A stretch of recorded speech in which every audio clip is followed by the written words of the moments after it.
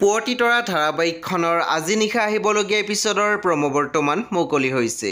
আজিৰ প্ৰমোত বাৰু আমি কি দেখিবলৈ পাইছোঁ আহকচোন আমি অকণমান চাই লওঁ।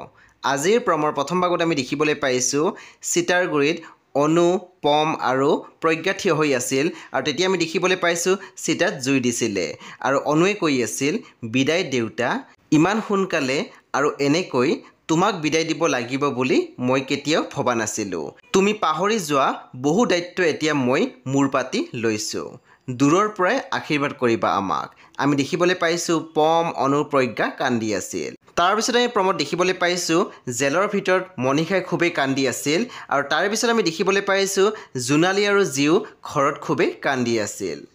সেই বন্ধু বান্ধৱীসকল আজি নিশা 9 বজাত ৰং টিভিত আহিবলগীয়া পুৱতি তৰা ধাৰাবাহিকখন খুবেই বেছি ইণ্টাৰেষ্টিং হ'বলৈ গৈ আছে। সেয়ে আপোনালোকে চাবলৈ একেবাৰে নাপাহৰিব।